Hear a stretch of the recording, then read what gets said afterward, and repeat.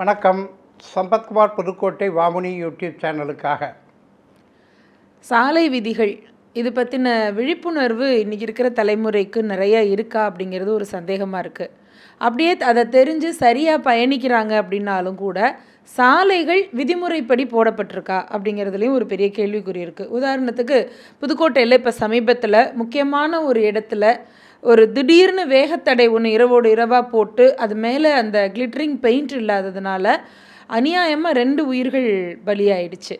இதே மாதிரி வேகத்தடைகள் தேவை இருக்கிற இடமோ தேவை இல்லாத இடமோ நிறைய இடத்துல போடுறாங்க. அதை மக்கள் எப்படி பார்க்குறாங்க? இதனுடைய பிரச்சனைகளை பற்றி சொல்லுங்கள்.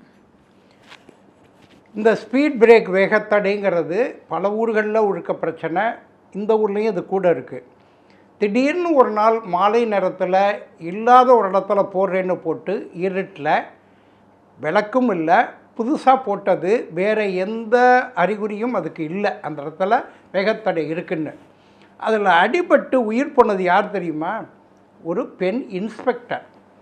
அவங்க தவறி விழுந்து உயிர் போச்சு. அந்த குடும்பமே நடுத்தருவில் நிற்கிது. நம்ம காவல் கண்காணிப்பாளர் வந்திதா பாண்டே அவங்கள பாராட்டணும். அவங்க சுமந்தாங்க. அவங்களுடைய அந்த இறுதிச் சடங்கில் அவங்களுடைய உடம்பை அவங்க சுமந்தாங்க. ஆனாலும் இதெல்லாம் ஒரு ஆறுதல், அவ்வளவுதானே தவிர என்ன பிரச்சனை, எங்கே அதை சரி பண்ணணும் அப்படின்னு கேட்டால், இப்போ எங்கள் ஊர் புதுக்கோட்டை அப்படின்னா ஒரு ரூட்டு.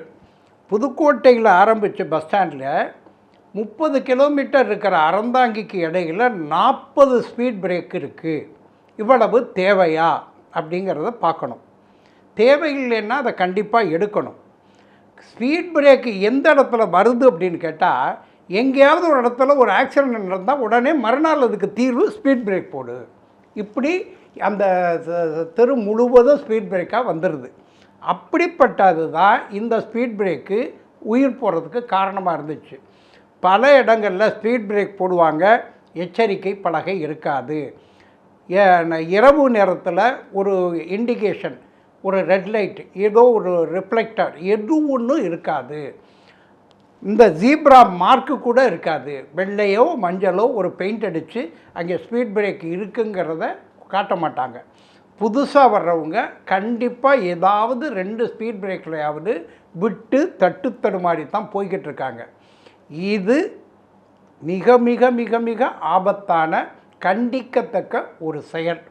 இதுக்கு என்ன பண்ணணும் அப்படின்னு கேட்டால், காவல்துறை யாராவது ஸ்பீட் பிரேக்கு இருக்கிறது தெரியாமல் ராத்திரி நேரத்தில் தடுமாறி விழுந்து காயம் ஏற்பட்டாலோ உயிர் போனாலோ அது விபத்து கிடையாது, கொலை முயற்சி அப்படின்னு அட்டெம்ப்ட் டு மர்டர்னு மற்ற மேலே போடுறீங்க இல்லையா, அந்த மாதிரி ஒரு கேஸை ஹைவே டிபார்ட்மெண்ட்டில் போடுங்க.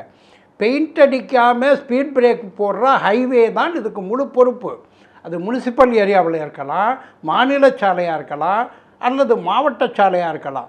எந்த இடத்தில் ஸ்பீட் பிரேக் போடுறாங்களோ அந்த என்ஜினியரிங் டிபார்ட்மெண்ட்டு தான் அதுக்கு முழு பொறுப்பு. ஸ்பீட் பிரேக்கில் இண்டிகேஷன், அந்த மார்க்கு, அந்த கோடு, அந்த வெள்ளை பெயிண்ட்டு அல்லது சிக்னல் எது ஒன்றும் இல்லாமல் விபத்து நடந்தால் அது அந்த நபரை கொல்வதற்கு ஏற்பட்ட முயற்சின்னு சொல்லி குறிப்பிட்ட அந்த பொறியாளர்கள், என்ஜினியர் மேலே கண்டிப்பாக எஃப்ஐஆர் போடுங்க. அப்போ தான் இதுக்கு தீர்வு வரும். அப்படி இல்லாமல் அவங்க இஷ்டத்துக்கு விட்டீங்கன்னா பல உயிர்கள் போய்கிட்டு தான் இருக்கும். தேவையான இடத்தில் ஸ்பீட் பிரேக் போடுங்க, அதை இண்டிகேஷன் போட்டு காட்டுங்க. நன்றி, வணக்கம்.